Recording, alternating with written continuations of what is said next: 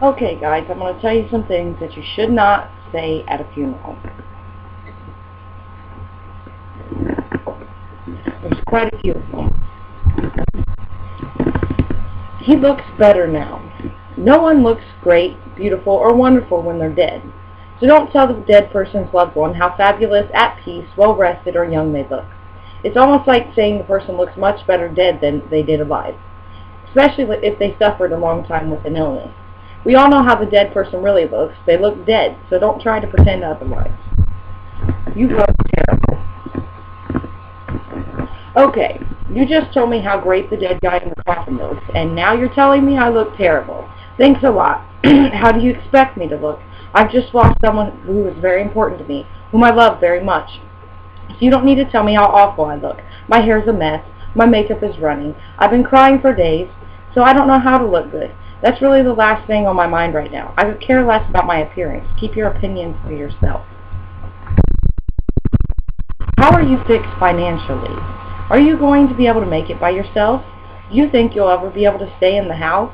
Do you think you'll have to go back to work? Did he or she have life insurance? These questions are just downright rude. You don't ask someone about their financial situation at a dinner party, do you? So don't bring something so stupid up at a funeral. Just because someone dies, that's not a license to ask stupid and prying questions. I told him smoking would be the death of him.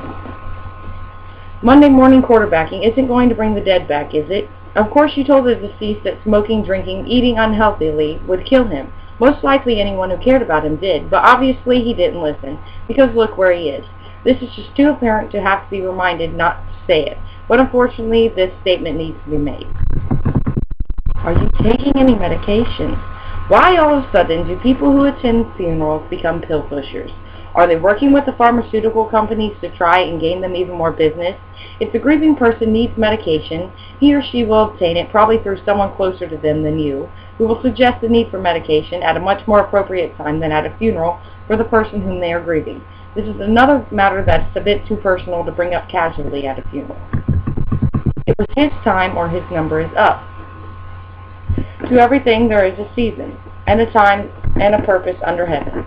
Sure, this is something you might hear the preacher say at a funeral, or read in the little prayer cards they hand out to honor the dead, but it's not something you need to hear from people passing through the grieving line. And that's the whole thing about someone's number being up. If you're not a big believer in fate, you're not going to appreciate someone saying that either. Keep these comments to yourself. He or she is in a better place now. Not everyone believes in life after death, so this isn't necessarily a good thing to say at a funeral, even if you have the best of intentions. You really don't know where the dead person's soul is resting for eternity, and platitudes such as this one do not make the grieving feel any better. Saying this might just remind someone grieving how much he misses his lost loved one, and how much he wishes he could care and be with her for eternity, setting off a suicidal depression, leading to another funeral. It could be a vicious and endless cycle. Life goes on. This is self-evident. Of course we all know life goes on. That's hardly a comfort to someone who's grieving. However, they most likely would rather life didn't go on right now without their loved one to share it with. We don't need a Beatles song to be quoted to us at a funeral, and please don't sing. You know he's going to hell. Don't laugh. I know someone who said this at a funeral. The person's father had committed suicide, and everyone was being very cautious in what they said to the grieving family, trying to sidestep what had happened and why they were all there. Then some bonehead opened his mouth about suicide being against the will of God and actually told the grieving family member, "You know your father is going to hell." Luckily, I didn't hear this being said at the funeral, or I would have caused a scene and slapped that person's face or worse. Not everyone shares your religious views, so keep them private, especially at a funeral. And the last one, I know just how you feel. Even if you lost a loved one and been through the funeral and the grieving process, you really can never know exactly how another person experiences this loss.